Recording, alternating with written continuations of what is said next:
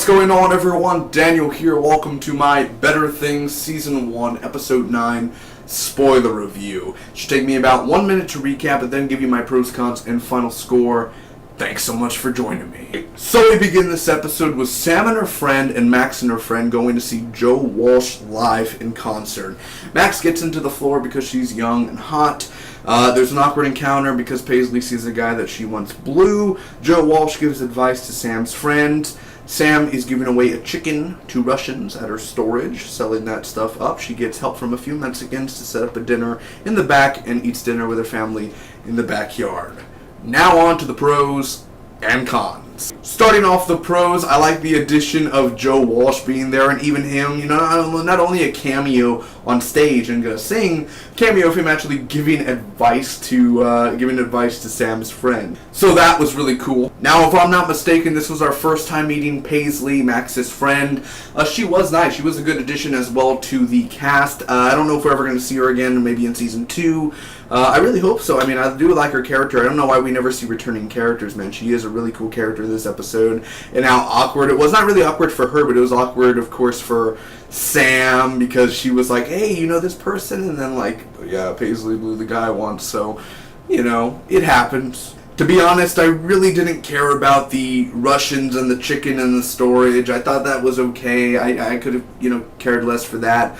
The big scene I really cared about is, you know, near the end, and the Mexicans helping, and then they're doing the backyard. I think they put the lights up, and even they're eating at the end. Like, the mom comes over, and they're all eating at the table, like one big old happy family. It's something that makes me smile. I think that was a really cool add-on as well. A lot of add-ons to this, but I do like that whole part of the episode. Although I'm pretty sure those Russians are hitmen, the way they were dressed and how tough they were, I'm pretty sure they're not the best of people. And honestly, when she went to go get help for the Mexicans, the guy came up and he was like, "You got this? I'll help you." Like, the way he talked and everything, I was like, this guy is a creep, he's a psycho or something. But he actually ended up helping, or he had people help him, so it's, you know, it's all good. The only real complaint I have about this episode is the Russian guy felt out of place. He didn't feel like he belonged there. That whole scene there were kind of awkward situations in this episode that I kind of felt that were weak, and they could have either been better, or there could have been another scene in that place. You know, there were certain scenes where I was like, okay, this or that, because overall this is the last episode before the finale.